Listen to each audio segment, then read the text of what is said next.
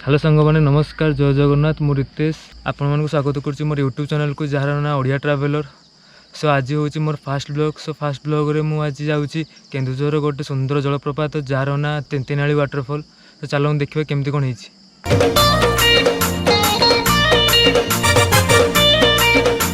तो आम बर्तमान बाहरी तेंतेनाली वाटरफॉल। तो आम एवं जाऊँ दुड़िया क्रॉस कर। तो देखिए तो यहाँ मंदिर जो बलदेव जी मंदिर जोड़ा कि ओल्ड टाउन अच्छी। तो आप देखिए फ्रंट रे गोटे हाथीटा गोटे अच्छी से पूरा केन्दुझर पूरा टॉप व्यू देखा जाए टोटाल केन्दुझर देखा जाए। तो ये आम कैनोपी ब्रिज क्रॉस करूँ। देखिए तो माकड़ मान कराई आगे आम सानघागर वाटरफॉल पड़ो। तो आगुरी मुझे गोटे फास्ट टाइम ब्लॉग कर तो से कवर करनी।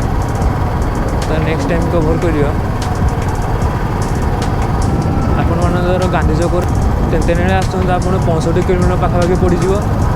तो आगुरी आम तेंतेनाली थोड़े आसीलु। तो आज मस्त जॉइन कर ट्रावेलर भाई जहाँ ना प्रतीक। तो सी मुझे सजेसन देले गोटे यूट्यूब चैनल खोलिया प्रायतः आम सब रविवार बाहरिकी आसू मोर 5-6 जन पिला बाहरिकी आसती।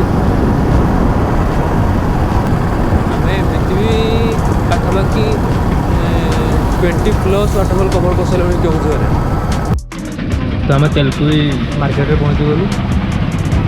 एत भोक लगुला आज कौड़ी भी मैंने भिड कर तो आसिक डायरेक्ट खाइलु।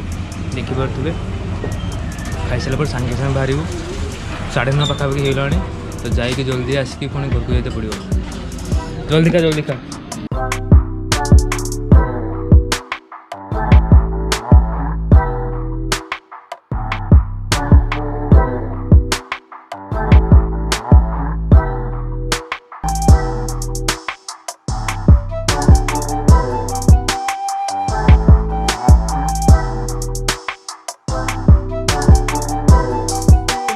बर्तमान मुझे तेंतेनाली वाटरफॉल पहुँची गली। तो चलूँ जो ऊपर को एवं पाखापाखि 50 मीटर पाखापाखि ऊपर चढ़ते पड़ो। टे कष्ट अच्छी पथर सब अच्छी। तो चल जहाँ आसलु 3 वर्ष तले आसलु आबे आसीनु ट्रेकिंग भी होनी। तो पहुँची गले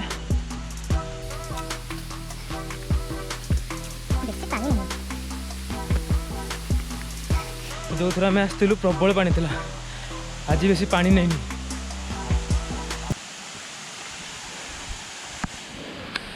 तो शिवंकर मंदिरटा देखिपे पानी पूरा सुखी। तो फाइनाली हम वाटरफॉल पहुँची गले। आप देखिपे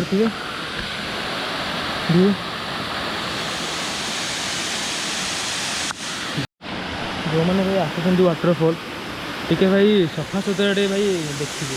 जो मैंने आसुँच खाई दूसरी तो मलिया पकई पड़ुं। ए जड़े आसते को भाई जड़े आसते सी मद पेकी मद पकई तार मदर कभर फभर सब पकई टे भाई सफा सुतरा भलसे रखिले हम। तेणु आम तो सफा रखा तो समस्ते ये आसपारे आ देखिए एत मलिया अपरिष्कार मद पद पीछे तो लोक मैंने आभोड कर आसपा।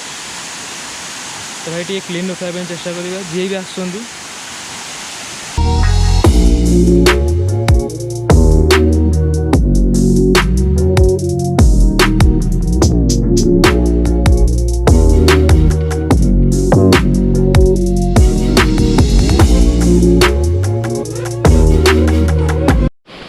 अरे फास्ट टाइम ब्लॉग करुँची तो टे टाइम लगे कि नहीं। दूर की कहो जहाँ करूँ दूर की जुगनी एंडिंग है भाया कपर धक्का देला